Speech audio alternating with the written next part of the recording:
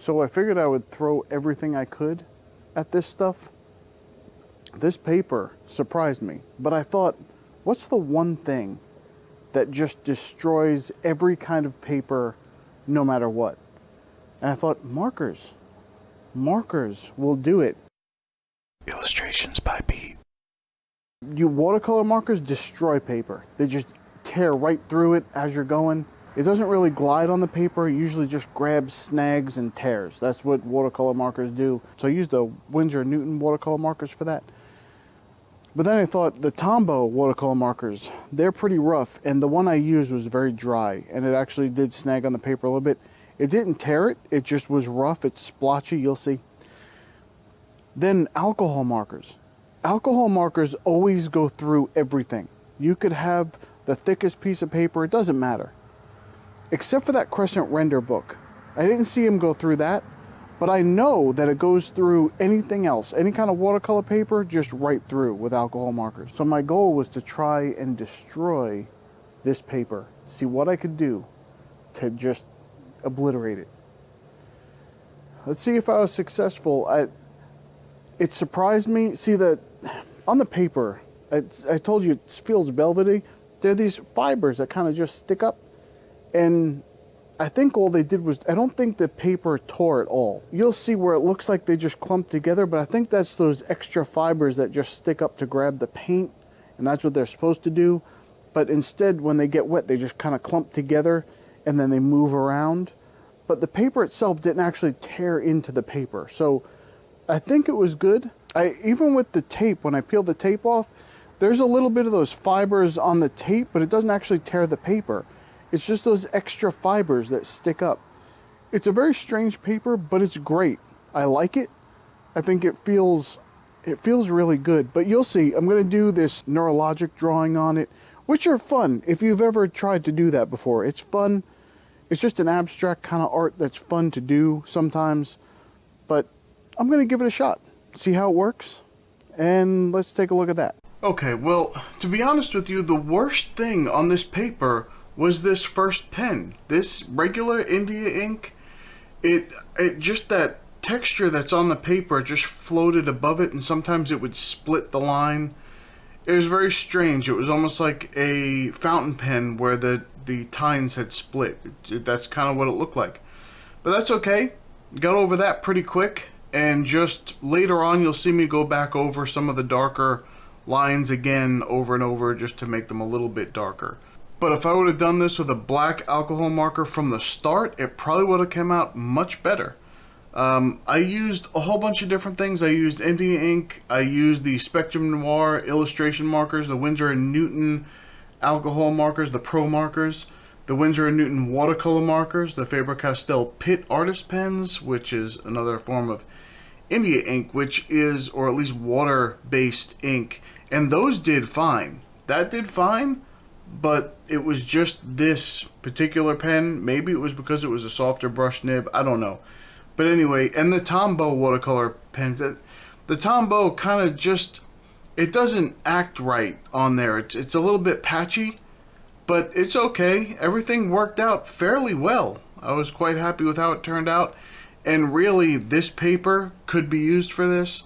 I don't think it's recommended. There's better paper out there to use. Even regular watercolor paper will probably do better, even though it will probably bleed through. But I do want to show you at the end. I'm going to do the big reveal. I'm going to pull everything off and spin it over and show you what came through on the back. So that's what I wanted to do there, and that's what I did. And you can see some of those lines feathering out as I go. That's okay. It was just, I learned my lesson with that. I won't use this paper for this. This is just something I won't do on this paper. And to be fair, that's not what this paper is designed for. I'm just trying to throw everything at it that I can to see if I can destroy the paper. That's really the goal of this. But this is not designed for this. This is that, in case I haven't mentioned it yet in the video, which I'm terrible at doing for some reason, this is the Stonehenge Oil paper. So it's supposed to be for oil paint. And if you watch the previous video, you'll see me actually use oil paint on it. The next video will be the last one that I do, most likely. That will have the watercolor in it. but I didn't want to. I was going to do the color pencil thing and do all that, but there's just a lot more videos that I want to make, and so I might take a break on it. But I'll see. I may want to do a color pencil on this just to see how it works. Maybe blend it out with a little bit of the odorless mineral spirits. Let's see. Let's see where this goes.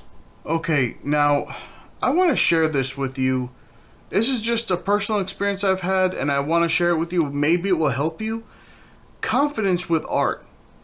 Now, this can be applicable to anything, but we'll stick with art if I can keep my mind on one subject long enough. Probably not. Most artists I talk with are not confident. I really believe that it's because the confidence comes from experience, and most artists may have experience with their art, but not with the people that they're sharing their art with. So let me give you one example. This has nothing to do with art, and I told you I couldn't stay on that subject, but this is the first thing that comes to mind, and I just want to tell you about it. I'll bring it back. Don't worry, I'll bring it back. So I started studying herbalism intensely because that's how I do everything. I get in this like focus, like laser beam, and I have to learn everything that I want to. And I wasn't learning it to learn everything. I was just doing it for martial arts practice to make a liniment that I didn't have to buy from China, import herbs, and who knows if there's heavy metals in there, and I didn't want to do that. So I started studying to make my own locally grown herbs, and that was around 2007.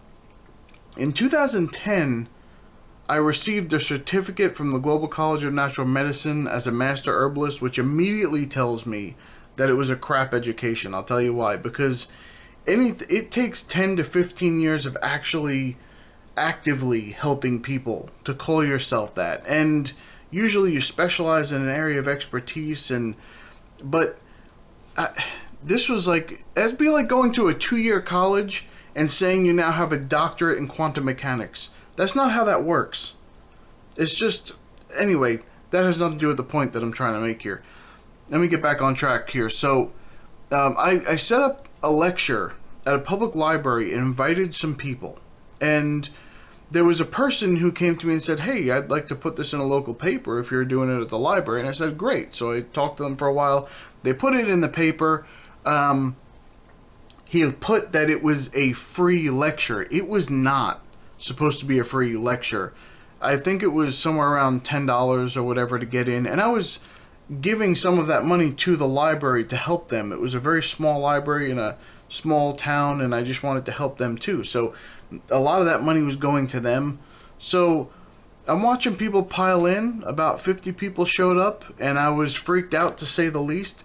I have undiagnosed, this is self-diagnosis here, don't ever do that, but I have extremely bad social anxiety to the point that I have a hard time going into a store, and many times I wouldn't even leave the house, and I would just wait for my wife to go to the store and she could get whatever it is that we needed to get from the store. I needed to work up the courage for a one-on-one experience if I was going to meet with someone, never mind a one-on-50. And the room, it goes silent. I can't think straight. It's bad. All I hear is my heart pounding. It's a full-on anxiety attack. I knew this about myself, but I wanted to push myself to be successful.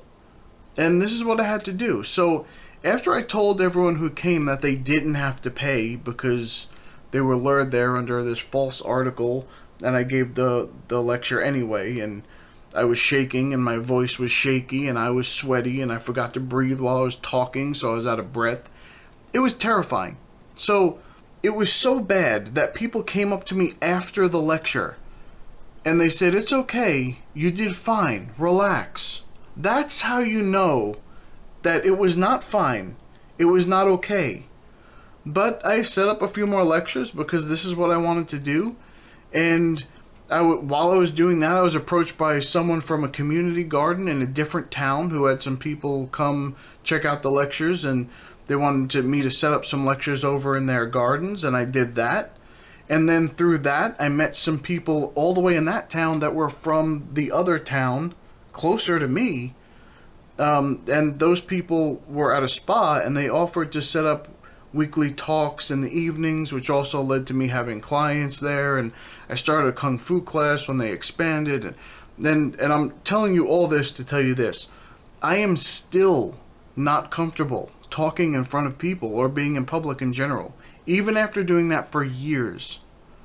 I'm still not comfortable, but I do know what to expect.